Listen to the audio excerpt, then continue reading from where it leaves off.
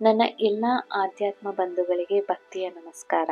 ಇಂದು ನಾನು 2025ರ ಶ್ರೀ ಕೃಷ್ಣ ಜನ್ಮಾಷ್ಟಮಿ ಹಬ್ಬದ ಪೂರ್ಣ ಮಾಹಿತಿಯನ್ನು ನೀಡ್ತಾ ಇದ್ದೇನೆ. ಪೂರ್ಣ ಮಾಹಿತಿ ಅಂತಂದರೆ ಈ ಹಬ್ಬ 2025ರಲ್ಲಿ ಯಾವಾಗ ಬಂದಿದೆ, ಅದರ ಶುಭ ಮುಹೂರ್ತ ಏನು, ಪೂಜೆಯ ವಿಧಾನ ಹೇಗಿರಬೇಕು, ಮಹತ್ವ ಏನು, ಹಾಗೆ ಆಚರಣೆ ಹೇಗೆ ಅನ್ನುವ ವಿಶೇಷತೆಗಳನ್ನು ತಿಳಿಸ್ಕೊಡ್ತಾ ಇದ್ದೀನಿ. ಶ್ರೀಕೃಷ್ಣನ ಜನ್ಮದಿನವನ್ನೇ ಕೃಷ್ಣ ಜನ್ಮಾಷ್ಟಮಿ ಅಂತ ಕರೆಯಲಾಗುತ್ತೆ. ಈ ದಿನ ಕೃಷ್ಣನ ಬಾಲರೂಪವನ್ನು ಪೂಜಿಸುವ ಸಂಪ್ರದಾಯ ಇದೆ.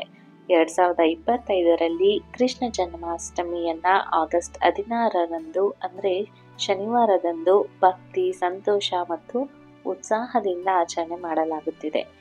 ಇನ್ನು ಶ್ರೀಕೃಷ್ಣ ಜನ್ಮಾಷ್ಟಮಿಯ ಮಹತ್ವ ಏನು ಅಂತ ನೋಡೋದಾದ್ರೆ, ಶ್ರೀಕೃಷ್ಣನು ವಿಷ್ಣು ದೇವರ 8ನೇ ಅವತಾರವಾಗಿರ್ತಾನೆ. ಶ್ರಾವಣ ಮಾಸದ ಕೃಷ್ಣ ಪಕ್ಷದ ಅಷ್ಟಮಿ ತಿಥಿಯ ಮಧ್ಯರಾತ್ರಿ ಮಥುರೆಯ ಕಾರಾಗೃಹದಲ್ಲಿ ದೇವಕಿ ಮತ್ತು ವಸುದೇವರಿಗೆ ಜನಿಸ್ತಾನೆ. ಅವನ ಜನನ ಧರ್ಮವನ್ನ ಪುನಃ ಸ್ಥಾಪಿಸಲು, ದುಷ್ಟರನ್ನ ನಾಶ ಮಾಡಲು ಮತ್ತು ಸತ್ಪ್ರವೃತ್ತಿಗಳನ್ನ ರಕ್ಷಿಸಲು ದೈವಿಕ ಉದ್ದೇಶವನ್ನ ಹೊತ್ತು ಬಂದಿದೆ. ಈ ದಿನವನ್ನ ಒಳ್ಳೆತನದ ಜಯದ ಸಂಕೇತ, ಪ್ರೀತಿ ಮತ್ತು ಭಕ್ತಿಯ ಹಬ್ಬ ಅಂತ ಗುರುತಿಸಲಾಗತ್ತೆ. ರಾಧಾಕೃಷ್ಣರ ಸಂಬಂಧವು ಭಕ್ತ ಮತ್ತು ದೇವರ ನಡುವಿನ ಆಧ್ಯಾತ್ಮಿಕ ಒಕ್ಕೂಟವನ್ನ ತೋರಿಸುತ್ತೆ. ಇನ್ನು ಭಕ್ತರ ನಂಬಿಕೆ ಏನಂತ ಅಂದ್ರೆ, ಈ ದಿನದ ಪೂಜೆ ನಮ್ಮ ಎಲ್ಲಾ ಪಾಪಗಳನ್ನ ಶುದ್ಧೀಕರಿಸಿ ಮೋಕ್ಷವನ್ನ ನೀಡುತ್ತದೆ, ಸಮೃದ್ಧಿ, ಶಾಂತಿ ಮತ್ತು ಸಂತಾನ ಭಾಗ್ಯವನ್ನ ಮನೆಗೆ ತರುತ್ತದೆ ಅನ್ನುವ ಒಂದು ನಂಬಿಕೆ. ಹಾಗಾದ್ರೆ 2025ರ ಶ್ರೀಕೃಷ್ಣ ಜನ್ಮಾಷ್ಟಮಿಯ ಶುಭ ಸಮಯ ಯಾವುದು ಅಂತ ನೋಡೋದಾದ್ರೆ, ಅಷ್ಟಮಿಯ ತಿಥಿಯ ಪ್ರಾರಂಭವಾಗುವಂಥದ್ದು ಆಗಸ್ಟ್ 15ರ ರಾತ್ರಿ 11:49. ಇನ್ನು ಅಷ್ಟಮಿ ತಿಥಿಯ ಪ್ರಾರಂಭವಾಗುವಂಥದ್ದು ಆಗಸ್ಟ್ 16ರ ರಾತ್ರಿ 9:34. ಇನ್ನು ಮಧ್ಯರಾತ್ರಿಯ ಪೂಜೆಯ ಸಮಯ ಬಂದ್ಬಿಟ್ಟು ಆಗಸ್ಟ್ 16ನೇ ತಾರೀಕು ಮಧ್ಯರಾತ್ರಿ 12:04ದಿಂದ 12:47 ಇರುತ್ತೆ. ಇನ್ನು ಕೃಷ್ಣನ ಜನನ ಕ್ಷಣ ಅಂತ ಏನಿರುತ್ತಲ್ಲ, ಅದು ಬಂದು ಆಗಸ್ಟ್ 16ನೇ ತಾರೀಕು ಮಧ್ಯರಾತ್ರಿ 12:25. ಇನ್ನು ಉಪವಾಸ ಮಾಡುವಂಥವರು ಆಗಸ್ಟ್ 16ನೇ ತಾರೀಕು ಬೆಳಗ್ಗೆ ಸೂರ್ಯೋದಯದ ನಂತರದಿಂದ ಮಧ್ಯರಾತ್ರಿಯವರೆಗೂ ನಿರ್ಜಲ ಉಪವಾಸವನ್ನ ಮಾಡಬೇಕಾಗತ್ತೆ. ನಿರ್ಜಲ ಉಪವಾಸವನ್ನ ಮಾಡೋಕ್ಕಾಗೋದೇ ಇಲ್ಲ ಅಥವಾ ಮೆಡಿಸಿನ್ಸ್ ತಗೊಳ್ತಾ ಇರೋರು ನೀರು, ಹಣ್ಣು, ಹಾಲನ್ನು ಸೇವಿಸ್ತಾ ಉಪವಾಸವನ್ನ ಮಾಡಬಹುದು. ಇನ್ನು ಉಪವಾಸವನ್ನ ಮುರಿಯೋದಕ್ಕೆ ಶುಭ ಸಮಯ ಬಂದ್ಬಿಟ್ಟು ರಾತ್ರಿ 9:34 ನಂತರ.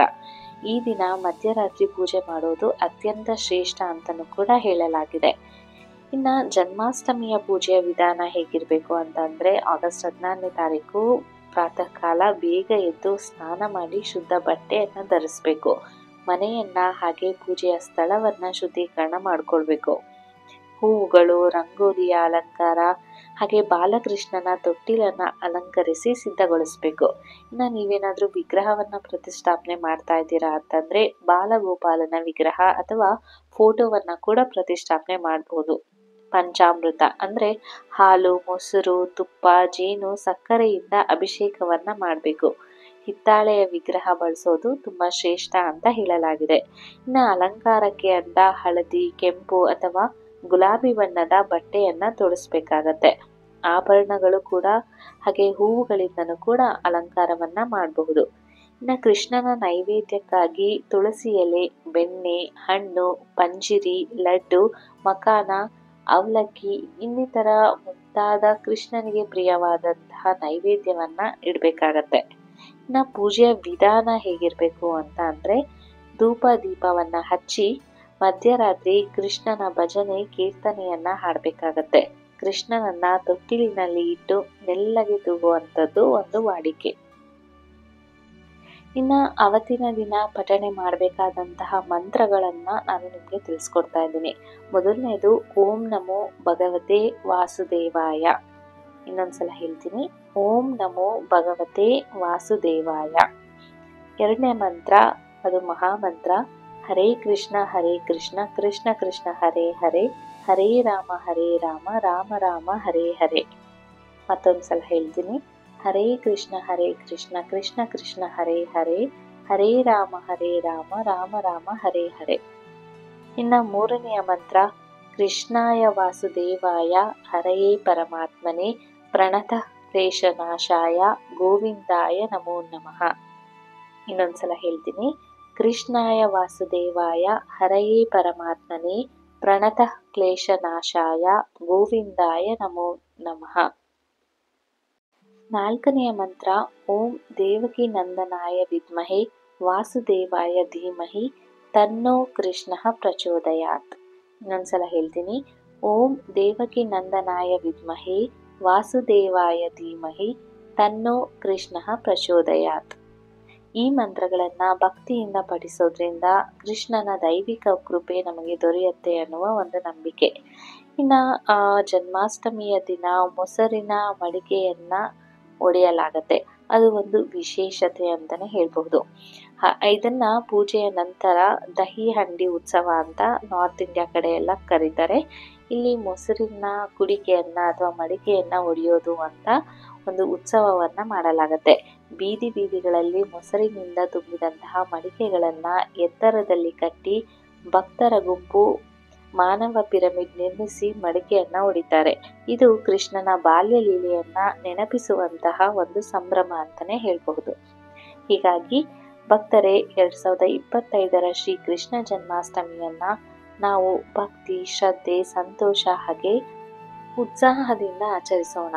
ಮಧ್ಯರಾತ್ರಿ ಶ್ರೀ ಕೃಷ್ಣನಿಗೆ ಪ್ರಾರ್ಥನೆಯನ್ನ ಸಲ್ಲಿಸಿ ಆತನ ಕೃಪೆಯನ್ನ ಪಡೆಯೋಣ. ಜಗತ್ತಿನಲ್ಲಿ ಶಾಂತಿ, ಪ್ರೀತಿ ಮತ್ತು ಧರ್ಮದ ಬೆಳಕು ಸದಾ ಪ್ರಕಾಶಿಸುತ್ತಿರಲಿ ಅಂತ ಹಾರೈಸ್ತಾ ಈ ವಿಡಿಯೋವನ್ನು ಮುಗಿಸ್ತಾ ಇದ್ದೀನಿ. ಈ ವಿಡಿಯೋ ನಿಮಗೆ ಇಷ್ಟ ಆಯಿತು ಅಂತ ಭಾವಿಸಿದ್ದೀನಿ. ಇಷ್ಟ ಆದಲ್ಲಿ ಒಂದು ಲೈಕ್ ಮಾಡಿ, ಹಾಗೆ ಹರೇ ಕೃಷ್ಣ ಹರೇ ರಾಮ ಅಂತ ಕಮೆಂಟ್ ಮಾಡಿ. ನಮ್ಮ ಚಾನಲ್ಗೆ ಇನ್ನೂ ಕೂಡ ನೀವು ಸಬ್ಸ್ಕ್ರೈಬ್ ಮಾಡಿಲ್ಲ ಅಂತಂದರೆ ದಯವಿಟ್ಟು ಸಬ್ಸ್ಕ್ರೈಬ್ ಮಾಡೋದನ್ನು ಮರಿಬೇಡಿ. ಜೊತೆಗೆ ಈ ವಿಡಿಯೋ ಯೂಸ್ಫುಲ್ ಅಂತ ಅನಿಸಿದ್ರೆ ಬೇರೆಯವ್ರಿಗೂ ಕೂಡ ಇದನ್ನು ಶೇರ್ ಮಾಡಿ ಅಂತ ತಿಳಿಸ್ತಾ ಈ ವಿಡಿಯೋವನ್ನು ನಾನು ಮುಗಿಸ್ತಾ ಇದ್ದೀನಿ. ಎಲ್ಲರಿಗೂ ಕೂಡ ನನ್ನ ನಮಸ್ಕಾರಗಳು. ಹರೇ ಕೃಷ್ಣ ಕೃಷ್ಣ ಕೃಷ್ಣ ಹರೇ ಹರೇ, ಹರೇ ರಾಮ ರಾಮ ರಾಮ ಹರೇ ಹರೇ.